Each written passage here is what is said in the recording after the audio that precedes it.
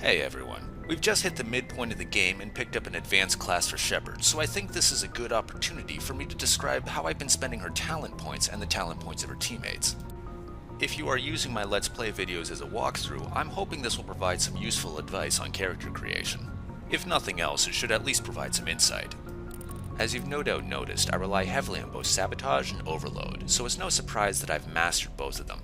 I haven't invested further in Decryption because while the tech explosion damage is nice, I think the points can be spent better elsewhere. Electronics, on the other hand, I did max out because I really need the additional shield capacity, especially if I'm going to keep wearing light Onyx armor.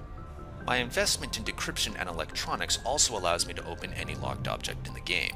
Most players have a teammate take care of that, but when you're playing an engineer, you basically get it for free. I've also maxed out the hacking power. This will allow me to use it on almost all robotic enemies in the game, although the absolute creme de la creme, such as Geth Colossi or Primes, cannot be hacked under any circumstances. It's a highly situational power, and given engineers suffer from being highly situational as is, it might not, strictly speaking, have been the best use of my points. However, I have to admit, I just can't resist the fun of turning, say, a Geth Juggernaut against all of its teammates while it's still in a tight cluster. It's not always useful, but when it's good, it's good. Compare and contrast Damping, which is similarly situational since it's really only useful on enemies with biotic or tech skills. Those enemies are highly dangerous to my Shepard, probably more so than the Geth I invested so many points into hacking, but the difference is hacking is fun, while Damping is not. Even the secondary benefits don't do me much good.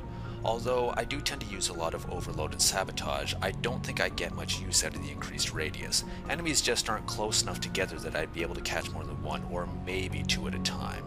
I could lure them into a choke point and hit a whole bunch of them at once, but that doesn't really work with my highly aggressive playstyle. If you're familiar with Engineer Advanced classes, you may be wondering why I chose Medic instead of Operative, which gives bonuses to Sabotage and Overload. I did this because I don't think Sabotage and Overload need the help.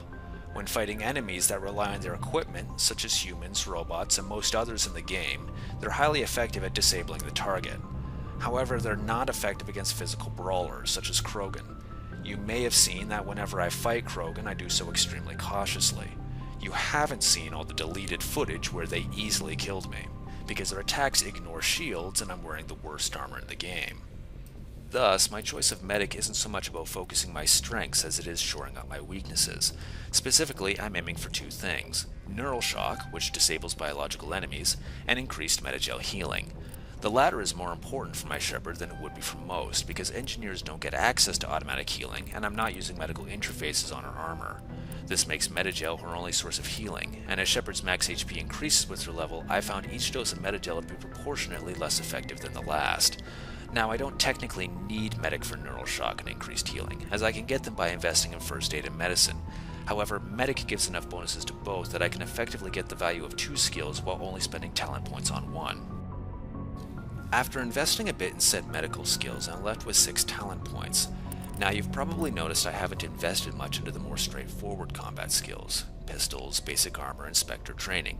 Each of these provide a more constant bonus than the juggling match that is powers and cooldowns, and I'd probably have an easier time of most fights if I just put more points into them. However, that is boring.